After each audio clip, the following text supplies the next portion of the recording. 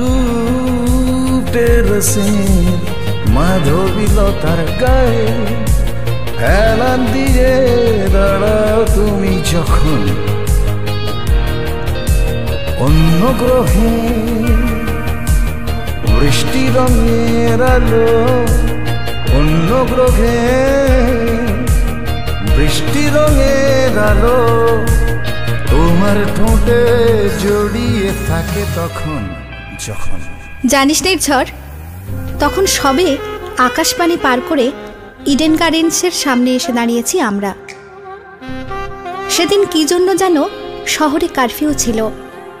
সারা শহর জুড়ে তখন রাগী চোখের পুলিশি টহল।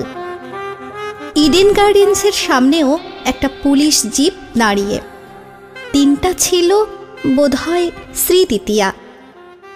শহর জুড়ে তখন কৃষ্ণচূড়া অশোক পলাশ ফুটতে শুরু করেছে। ভূতে পাওয়া হাওয়ায় আমার শিফন শাড়ির আঁচল পতাকার মতো উড়ে যাচ্ছিল। শঙ্খ হঠাৎই থমকে দাঁড়িয়ে পড়ে আমায় চমকে দিয়ে আচমকাই বলে উঠল, এই একটা চুমু খেতে দেবে? ছোট্ট শিশু যেমন লজেন্স খাবার বায়না করে, অবিকল সেইভাবেই কথাগুলো বলছিল শঙ্খ। আর আমি কিছু বুঝে ওঠার আগেই দু হাতে মুখটা উঁচু করে ধরে আমার ঠোঁটের উপরে ডানকনির তিলটায় আলতো করে চুমু খেল। আমাদের রূপ টেরেসে লাগানো শখের ক্যামেলিয়ার গন্ধ নেওয়ার মতো করে।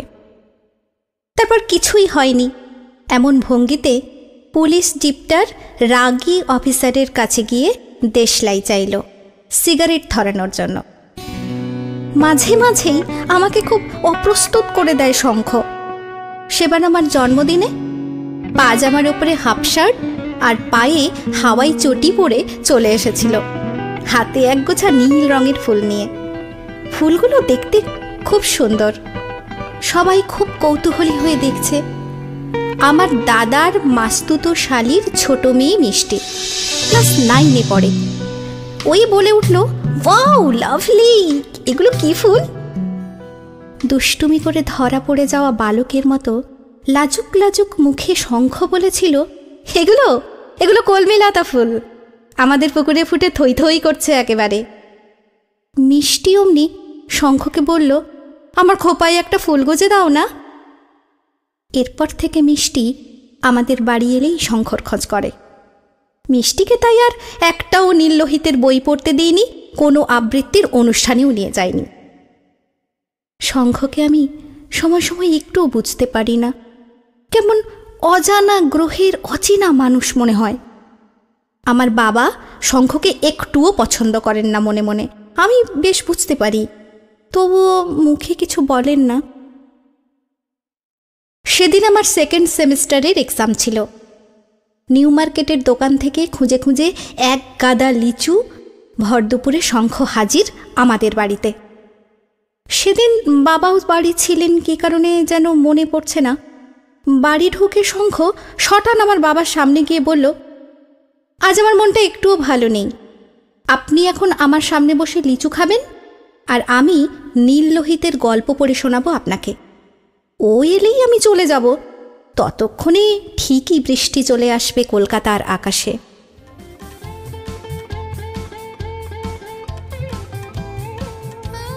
বাবা কিছু না বললেও দু চার কথা শোনাতে ছাড়েননি মা। কী সব ছেলের সাথে যে মিশিস তুই। আমিও কোনো জুৎসই উত্তর খুঁজে না পেয়ে মাকে বলেছিলাম, কি সব মানে? শঙ্খ একজন কবি, কত মানুষ ওর কবিতা পড়ার জন্য পাগল তুমি জানো? মাও দমে যাওয়ার পাত্রী নন, বললেন, ঠিক আছে, আমাকেও তাহলে একদিন শোনাস তোর লেখা কবিতা, দেখি সবাই কেন এত পাগল। কথা শেষ না করেই থেমে গেলেন মা।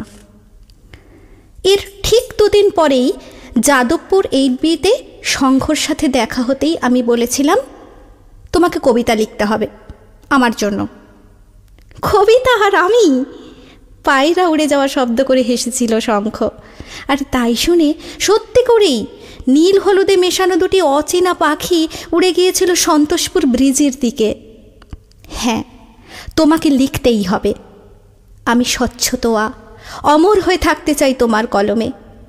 এই যে তুমি এত সুনীলদা সুনীলদা করো, ও তো এক কাল্পনিক নীরাকে অমরত্ব দিয়েছেন, আর তুমি এইটুকু করতে পারবে না আমার জন্য? ঠিক এমন সময়ই এক দম্পতি সঙ্গে দুটো বাচ্চা ছেলে মেয়ে আর কয়েকটা বোচকা মুচকি নিয়ে শঙ্খর কাছে এসে জানতে চাইল, এয়ারপোর্ট এখান থেকে কত দূর? শঙ্খ বলল, আপনারা বাস ধরুন, ঘন্টা দেড়েক লাগবে। বাসে 1.5 ঘন্টা? কিন্তু আমাদের কাছে যে ভাড়া নেই। শঙ্খ ওদের ভাড়া দিতেই ওরা সবে 2 পা এগিয়েছে, শঙ্খ নিজেই এবার ওদের ডাকলো। বাচ্চা দুটো কিছু খেয়েছে, ওদের মুখটা কেমন শুকনো লাগছে বলেই ওদের আরও কিছু টাকা দিল। আমি আর চোখে তাকিয়ে দেখলাম ওর মানি ব্যাগে আর একটাই 20 টাকার নোট পড়ে থাকলো।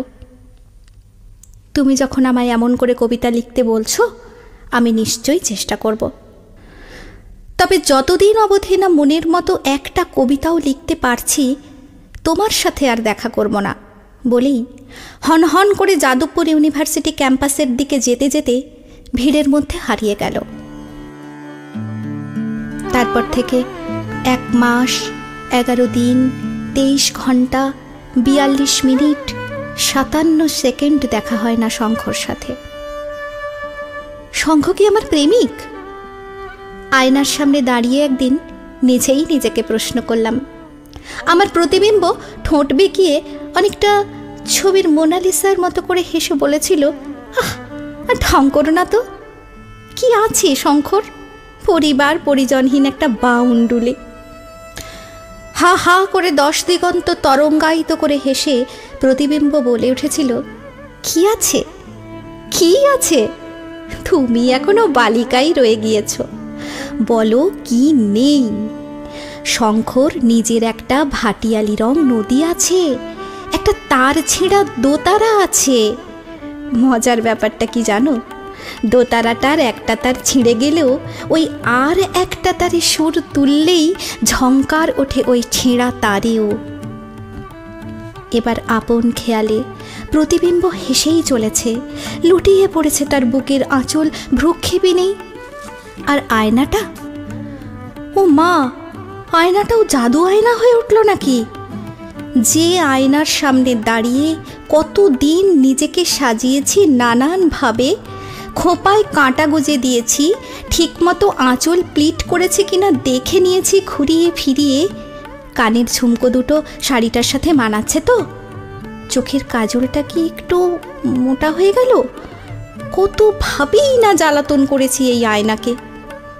এ কি দেখছি আমি? আয়না থেকে আমার প্রতিবিম্ব উধাও হয়ে শঙ্খর প্রতিচ্ছবি ফুটে উঠেছে।